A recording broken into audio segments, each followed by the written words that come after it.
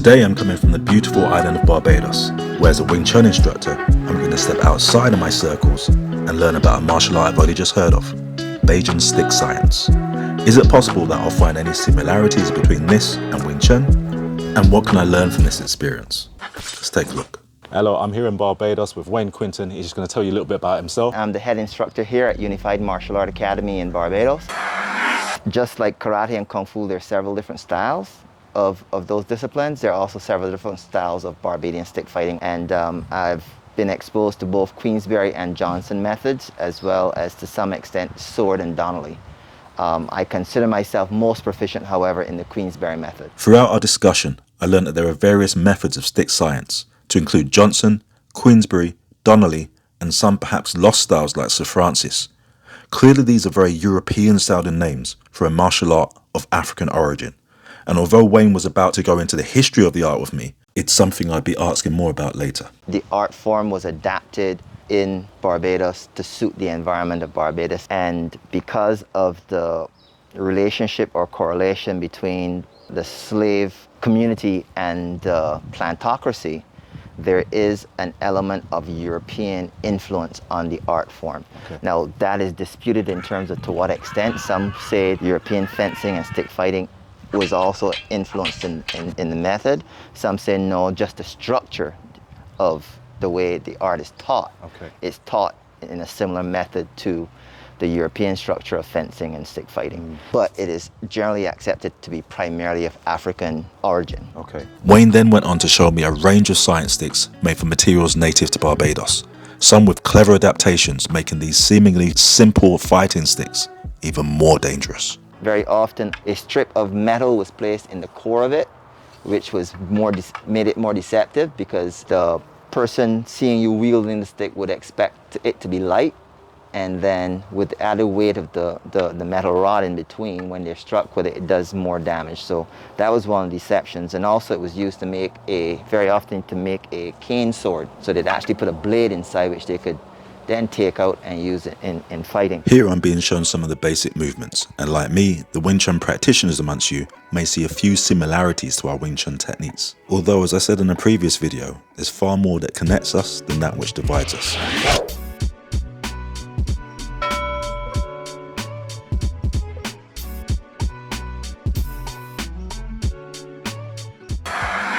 Having now heard a little bit of the journey that brought stick fighting to present day, I was keen to see some in action.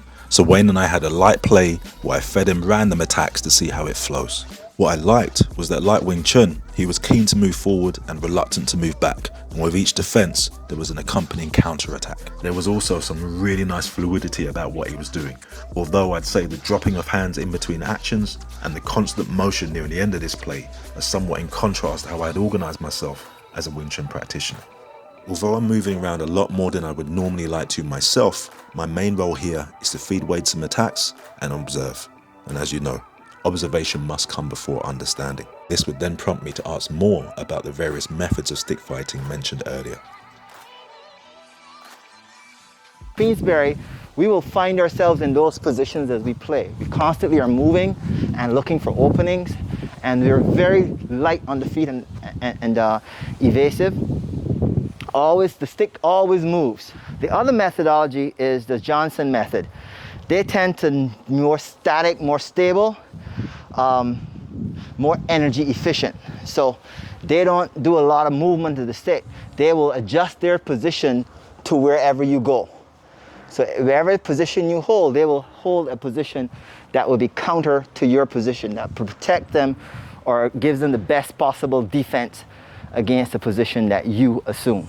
When I'm playing a guy, and especially if he's a power striker, I may tend to settle into more of a Johnson mode, where I am preparing to receive that power.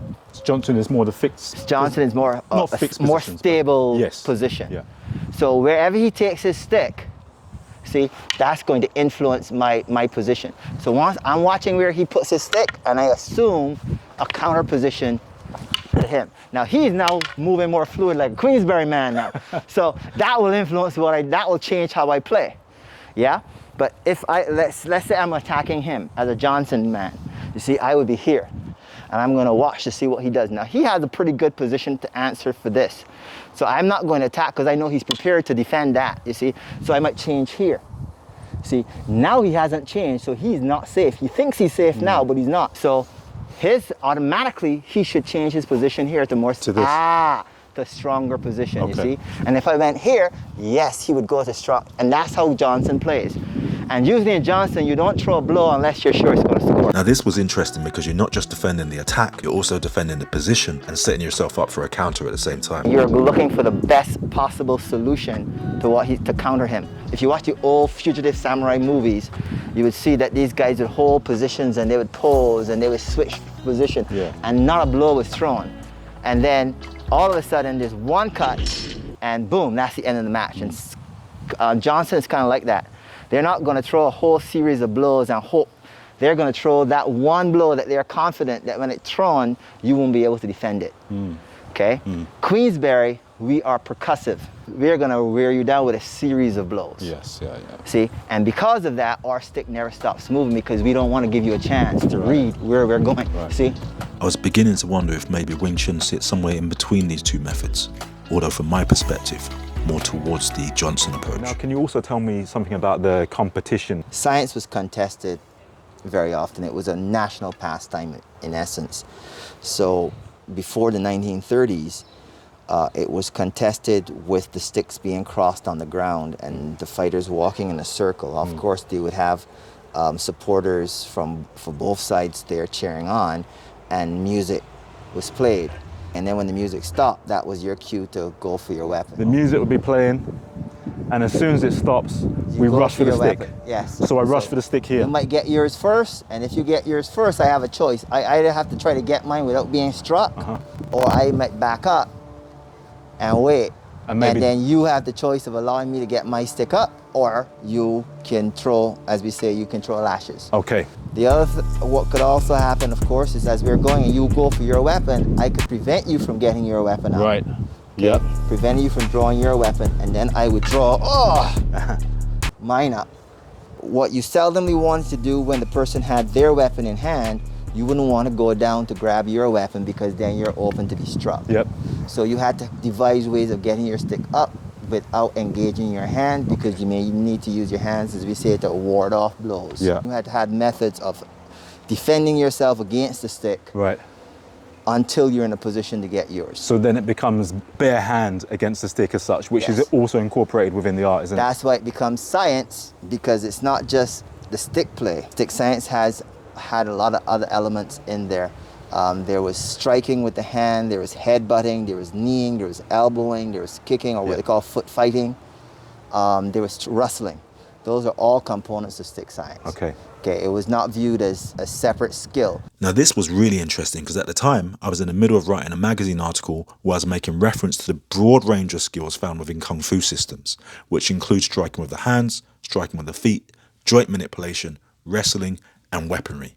And it's really refreshing seeing that Beijing stick fighting also encompasses each of these necessary skill sets. So why is it that it's not so widespread like some of the other stick fighting arts or weapon arts? There really hasn't been that concerted effort by persons in positions of influence to preserve this part of our cultural heritage. Stick science was very often viewed as the art of the vagabond. Only thugs would get involved, so it was deterred. So they basically traded the African rite of passage for a European rite of passage. Interesting. Because now, of course, you went to church, you went to communion, you got baptized, and that became your rite of passage, as opposed to getting your name or making your name through stick play. You got your baptismal name, so to speak. Okay. Besides the cultural penetration, that negative stigma strongly influenced why stick science was not promoted. The musical side of it, which is interesting because the musical side of it came from the same origins in essence. Okay. Calypso as an art form came out of the tuk band, and the tuk band music is the music that was played during the contest. So the stick science has got a link to the Calypso music, would you say, or? All African art forms have a link because the African culture is such that everything is integrated. Yes. So it's all a social construct. If you look at the art of capoeira, it's a Afro-Brazilian martial system that has maintained the strong African cultural links. Yeah. So the music is still played with the game. Yeah. They have not separated dance. There's a dance and acrobatic element still in the game, but there's also the fighting element in the game. So the whole concept of it being a unifying activity, a cultural, social activity that keeps the people and the culture together is very strong. Our structure, for whatever reason, separated, so that the music separated, the medicine separated, right, and the fighting became exclusively a combative system. Okay. Now I'm going to try to apply a few of the concepts that were explained to me earlier, while still playing the role of the antagonist and asking a few questions. Clearly, I'll need a lot of work if I was going to make these methods work for me, but I was starting to get a little glimpse at the concepts that drive the art.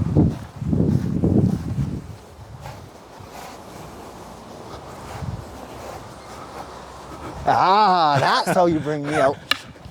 Something important to note is that although we're using sticks, many people consider them to be practice tools, and the blade would actually be used for real combat. Alright, now he's having fun. The basic movement I tend to do is stay light on this foot. I move it side, I can move it back. If I move it back, very often as I move, I'm going to hit like a pendulum at the same time. Boom. There are different patterns of footwork that I employ that you'll see me go through over time. Sometimes you'll see me walk the diamond.